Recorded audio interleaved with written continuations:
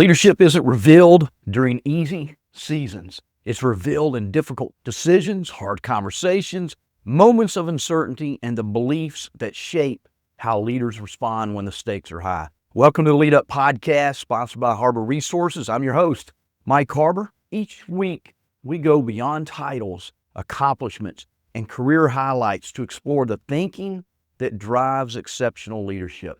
Together, we'll examine the decisions behind the decisions, the beliefs behind the behaviors, and the lessons leaders learn through challenge, growth, and transformation. Because culture doesn't happen by accident. Trust doesn't happen by chance, and great leadership doesn't happen by a twist of fate. If you're committed to building stronger teams, creating lasting influence, and leading with greater purpose and impact, this podcast is for you. I'm excited you joined me today. Let's go. Today's episode is for leaders who feel frustrated because you're doing the right things, but the results you want haven't shown up yet. You've invested in training. You've talked about values. You've tried to lead with intention, and still turnover lingers. Engagement feels fragile. Momentum is slow. If that's you, this episode might reframe everything for you today. Today, we're talking about Amara's Law and one of the most misunderstood dynamics in leadership and culture. Growth or results don't happen all at once. They happen gradually, then suddenly. Let's go all the way back to the late 1970s. A futurist named Roy, I'm having trouble saying that, Roy Amara observed something that changed how people think about progress. He said this: we tend to overestimate the impact of change in the short term and underestimate its impact in the long term. At the time, he was talking about technology. Decades earlier, people believed computers would instantly solve everything. Nuclear energy would be limitless, and the future would arrive fast. Maybe he was ahead of his time, obviously, if we look at today and how fast the future is coming upon us. But in the 70s, reality really felt underwhelming. Technology was expensive, clunky, inaccessible. People thought this was supposed to be revolutionary. Where is it? What they missed was what was happening beneath the surface. Smaller processors, cheaper components, quiet breakthroughs stacking on top of each other. Nothing looked dramatic until suddenly everything changed. That observation became known as Amara's Law. And here's where the leadership truth that most people are missing today. This law applies even more powerfully to people and culture than it ever did to technology. See, we have this misjudgment in leadership. Leaders are wired to look for visible results. I'm a result-oriented guy. I see something and I want it to happen right now. What about you? We want proof. We want metrics. We look at metrics all the time to see how we're doing. We want to see movement we can point to. If you're like me, I like to mow the yard once in a while. But as a kid growing up, I loved mowing yards because I could mow a strip and I could immediately turn around and look back and see my progress, see movement, see that I was making a difference, know that I was getting closer to that money that I was going to get for finishing that yard as a job early in my life. But here's the reality. When we invest in leaders or culture and we don't see immediate payoff, we start questioning its effort. Is it working? Did I waste my money? Do my people even care? Should I pivot already? But see, leadership doesn't work on a linear timeline. You don't coach someone on Tuesday and see transformation on Friday. Now, hopefully that coaching session moves the needle a little bit in the way that they lead, but you're not going to see that transformation immediately. You don't articulate your values in Q1 and feel a culture shift all of a sudden in Q2. Leadership compounds. Culture compounds. Your voice and what you share has a compound effect. And most leaders quit too early, especially today. We live in an environment where we want immediacy. We want to be able to push the button and get an instant result. And so we quit too early, and often it's right before the compound effect takes hold. Let me say this clearly. The absence of visible progress doesn't mean the absence of real progress. It usually just means that you're still early. I think about it like this in an exercise program. We can go to the gym and maybe we get a little blood pump and our muscles look good in that moment, but they soon fade away. We have to go to the gym again. We have to go to the gym again, and we have to go again.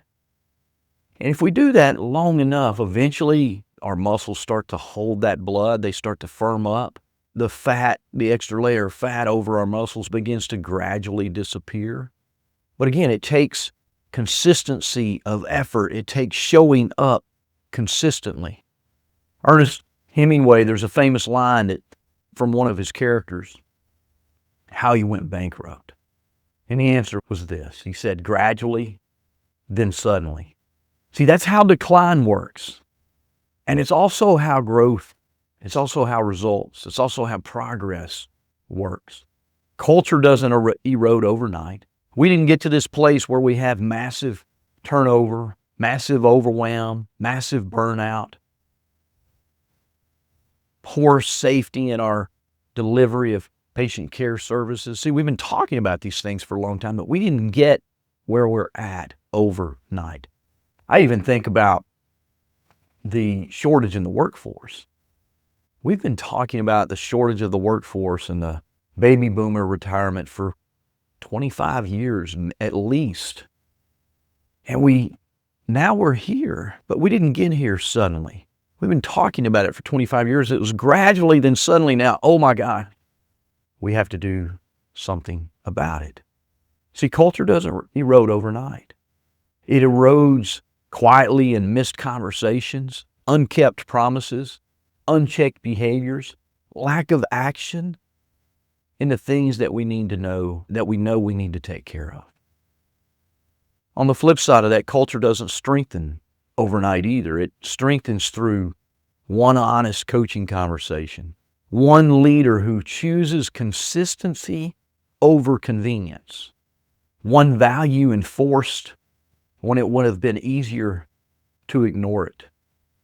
At first, it feels slow, invisible, and unrewarded until one day, retention begins to stabilize. Trust begins to show up in our meetings. Your best people stop scanning job boards. Action begins to take place outside of the meetings. Conversations that once happened in the hallway begin to happen in the meeting room.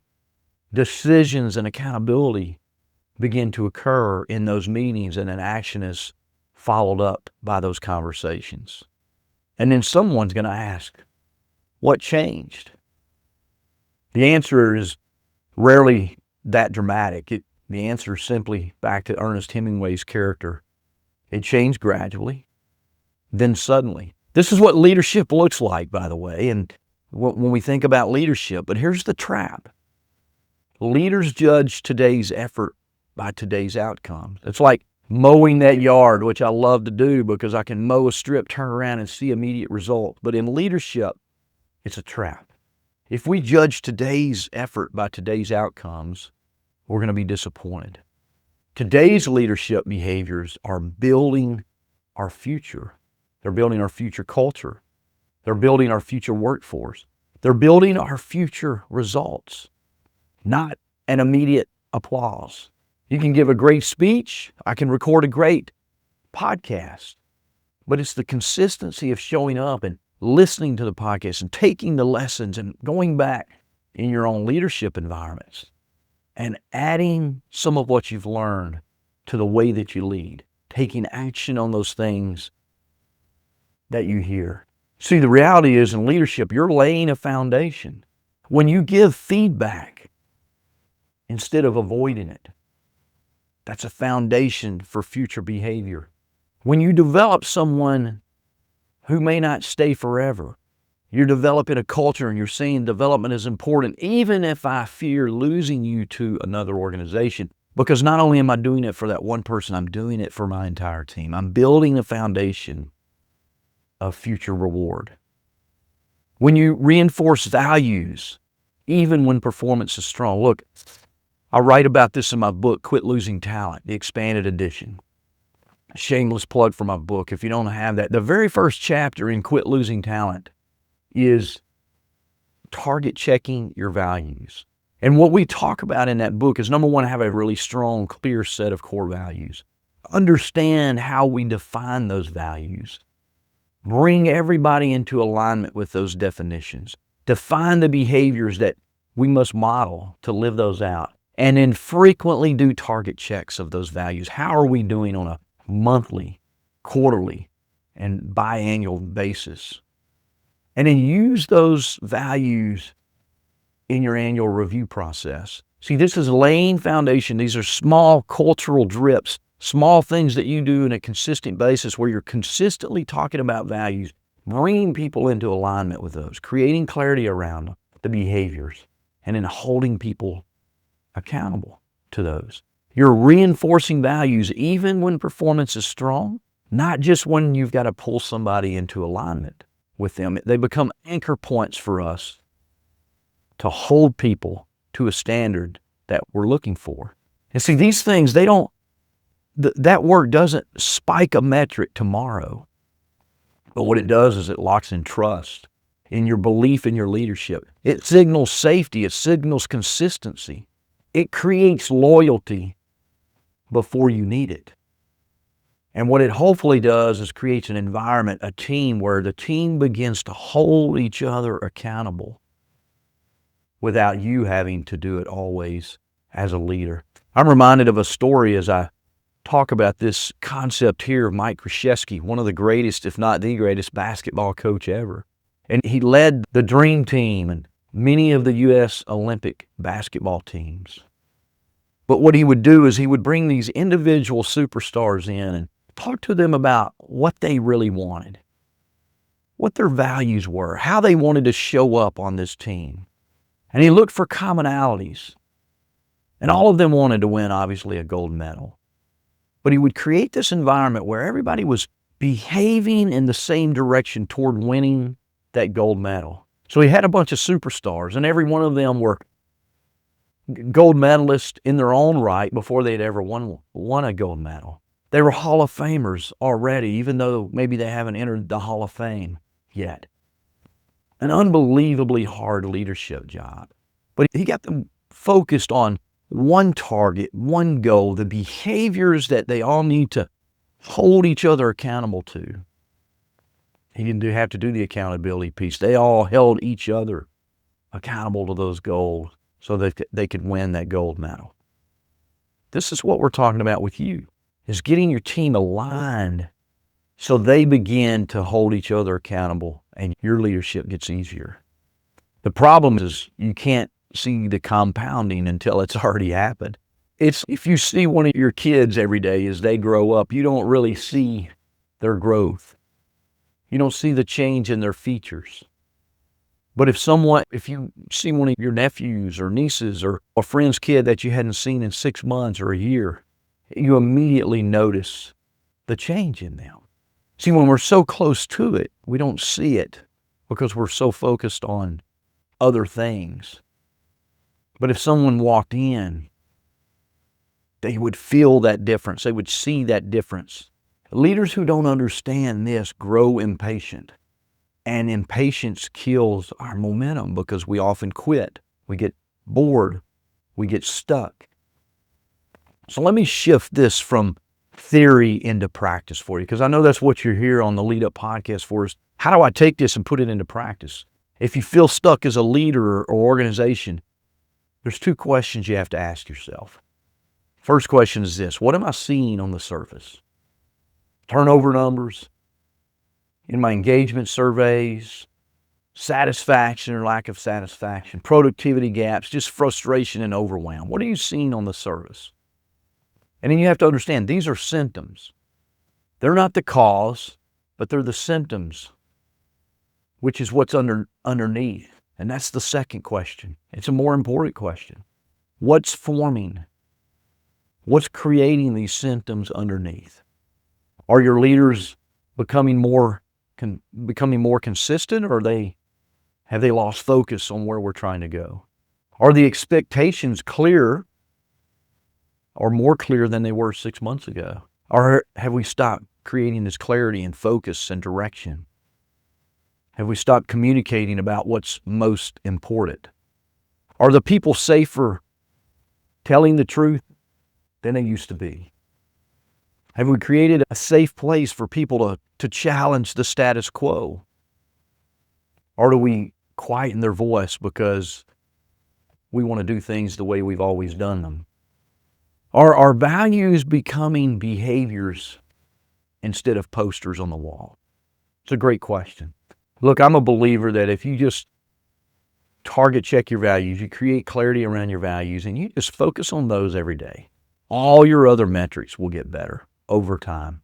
Not overnight, but over time. See, those things don't trend neatly on dashboards, the things that I just discussed, but they determine everything. Culture is built in what people feel long before it shows up in what they do. So here's how we teach this at Harbour Resources, just so you know. A leadership version of Amara's law is this. We overestimate the impact of leadership actions in the short term, and we underestimate their power over time. That's why one workshop won't fix culture.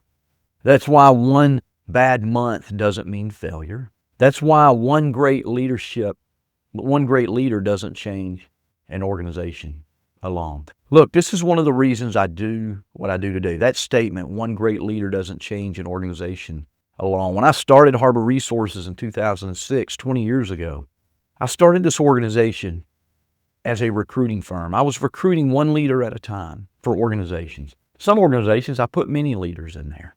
But oftentimes what happened is an organization maybe needs a new chief nursing officer, or a new COO, or a new director of this or that, and I would go recruit those individuals. But really what I was wanting to do was impact leadership change. I wanted to impact cultures. And I found that can't be done one leader at a time. And that's why we do what we do today at Harbour Resources, is we partner with our organizations that we work with, and we help them look at the leadership behaviors that drive change, culture, and transformation over time. And then we help them measure that. We're looking at these leading indicators now to move the lagging indicators of turnover, engagement, and productivity, and all of those things that you're trying to move. We're really trying to help you implement this idea of gradually, then suddenly. We've had great success doing that with some organizations. And we'd love to help you in your leadership, whether it's through a coaching relationship or a full culture transformation and behavior change program. But here's the reality. Consistent leadership applied daily compounds faster than most leaders imagine. See, once you get started, you think, oh my gosh, that's going to take a year. Yeah, maybe. But it's the consistency, and then all of a sudden, it's there. And then all of a sudden, you're rolling. It's like the flywheel principle that Jim Collins taught us about in Good and Great. It's hard to get moving, but once we get moving, we just give it a little nudge once in a while. It's hard at first. But I'm a believer, leadership will never be easy, but it gets easier when we create consistencies and systems to drive behavior over time. If you stay the course, if you don't confuse quiet progress with no progress, you'll eventually experience the sudden impacts of the gradual change that's happening within your leadership. Let me leave you with this. If you're leading people, you're playing a long game, whether you acknowledge it or not. The question isn't, is this working yet? The better question is this: am I building something that will work later when it matters most? Because culture doesn't show up when it's convenient. It shows up under pressure. And when that moment comes, your leadership won't rise to the occasion. It will fall to the level of what you've been practicing all along. Gradually, then suddenly. That's the work. That's the calling. And that's why leadership matters more than ever. As we close today's conversation, remember this: every outcome is the delayed result of a behavior. Every behavior is the visible expression of a belief. The leaders who create extraordinary results, exceptional teams, and lasting impact don't start by changing outcomes. They start by changing their thinking. Thank you for joining us on the Lead Up Podcast. I'm Mike Harbour. Until next time, keep thinking differently, keep leading intentionally, keep leading up.